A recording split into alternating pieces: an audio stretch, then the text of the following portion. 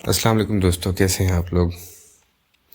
آپ دیکھ رہے ہیں اپنا favourite YouTube channel mister history mister Kashmir. آج کے ایپیسوڈ میں ہم آپ کو بتائیں گے ضیاء الحق کے مارشل لا کے متعلق۔ ضیاء الحق کا مارشل لا کیسے لگا اور اس وقت کیا حالات تھے۔ دوستوں، ویڈیو پہ آگے جانے سے پہلے آپ سے ریکویسٹ ہے کہ چینل کو سبسکرائب کریں، ویڈیو کو شیئر کریں، ویڈیو کو پوری دیکھیں۔ پاکستان کی سیاسی تاریخ میں 5 جولائی 1977 وہ دن ہے جب فوجی بغاوت مارشل لا کے نفاذ کا سبب بنی تھی۔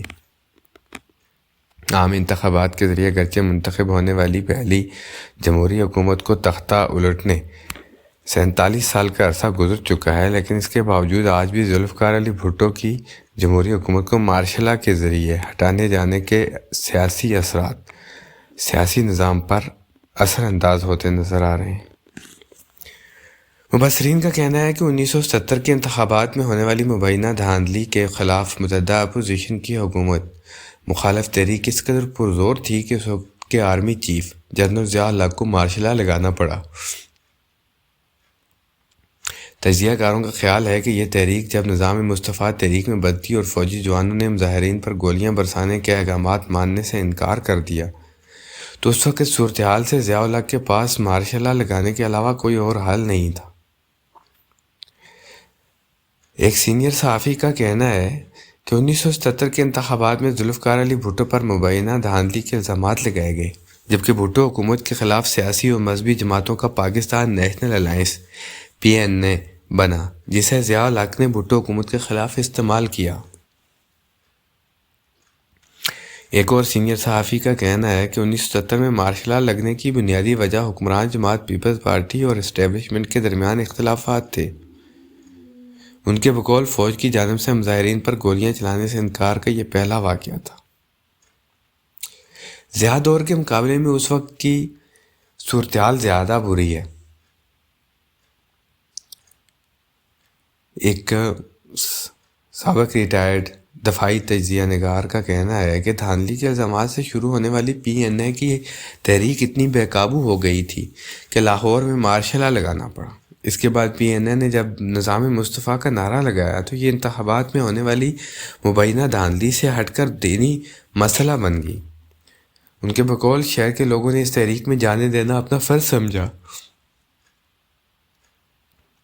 دفاعی تجزیہ نگار کہتے ہیں کہ اس وقت ان کی پوسٹنگ لاہور میں تھی۔ فوجی جوانوں کے احکامات ماننے سے انکار کے بعد صورتحال یہ ہو گئی تھی کہ بریگیڈ کمانڈر نے مستعفی ہونا شروع کر دیا۔ وہ کہتے ہیں کہ اس صورتحال کو دیکھتے ہوئے جنرل ضیاء الحق اس رات مستعفی ہونے والے بریگیڈیئرز کو قائل کرنے لاہور ہیڈ کوارٹر پہنچے، تاہم وہ اس میں کامیاب نہ ہو سکی اور ایک طرح کی بغاوت ہو گئی، جس کے سبب ضیاء الحق کو مارشل لا لگانا پڑا۔ ضیاء الحق کو آرمی چیف بنانے جانے سے متعلق ایک واقعہ سناتے ہوئے سینئر صحافی کا کہنا تھا کہ بھٹو صاحب کے گھر میں رہنے والے نور محمد جو ان کے مخبر تھے، ایک بار انہوں نے بتایا تھا کہ جب ضیاء الحق میجر جنرل تھے تو وہ نور محمد کے ساتھ لاڑکانہ میں بھٹو کے والد کی قبر پر گئے، فاتحہ پڑھی اور جھاڑو بھی لگائی، جس کے بعد ضیاء الحق نے نور محمد سے کہا کہ یہ سب صاحب کو بھی بتا دینا، مطلب بھٹو صاحب کو بتا دینا۔ ایک اور قصہ سناتے ہوئے صحافی کا کہنا تھا کہ انہیں نور محمد نے بتایا کہ ایک بار ضیاء الحق نے بھٹو صاحب کے جوتے اپنے رومال سے صاف کیے، جس پر بھٹو صاحب مزید اکڑ گئے اور انہوں نے اپنے پاؤں اوپر کرتے ہوئے ضیاء الحق سے کہا کہ ذرا صحیح سے صاف کریں۔ حسین نقی کا کہنا تھا کہ ضیاء الحق نے یہ سب کچھ آرمی چیف کا عہدہ حاصل کرنے کے لیے کیا اور عہدہ حاصل کرنے کے بعد ضیاء الحق نے بھٹو کو معزول کر دیا۔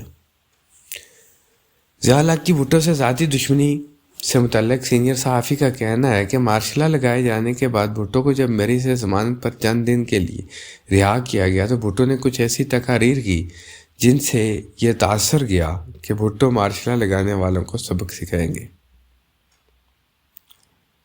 ان کے بقول بھٹو کی ان باتوں نے ضیاء الحق کے دل میں ایک خوف پیدا کر دیا تھا۔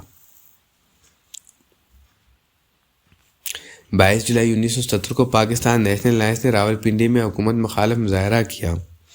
22 جولائی 1970 کو پاکستان نیشنل الائنس نے راولپنڈی میں حکومت مخالف مظاہرہ کیا۔ مارشل لا کے نفاذ میں اپوزیشن نے بھی اپنا کردار ادا کیا۔ وائس آف امریکہ سے بات کرتے ہوئے سینئر دفاعی تجزیہ نگار کا کہنا ہے کہ ضیاء الحق کے مارشل لا لگائے جانے میں اس وقت کی حزب اختلاف کا کلیدی کردار تھا۔ ان کے بقول ایئر مارشل اصغر خان اس وقت حزب اختلاف میں تھے، وہ ایک بہت اچھے ایئر چیف بھی رہ چکے تھے اور ان کی مسلح افواج میں بہت عزت تھی۔ انہوں نے تمام فوجی اداروں کو خط لکھنے جو بنیادی طور پر بغاوت پر اکسانے کے زمرے میں آتے ہیں۔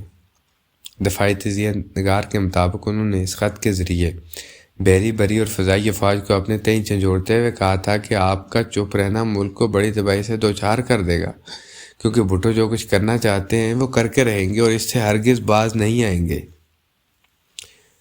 ان کا کہنا تھا کہ اپوزیشن نے مبینہ انتخابی دھاندلی کا مسئلہ حل ہوتا دیکھ کر ذوالفقار علی بھٹو سے جان چھڑانے کے لیے نظام مصطفیٰ کا نعرہ متعارف کروایا، جو عوام کو متحرک کرنے اور مارشلہ کے نفاذ کا بنیادی سبب بنا۔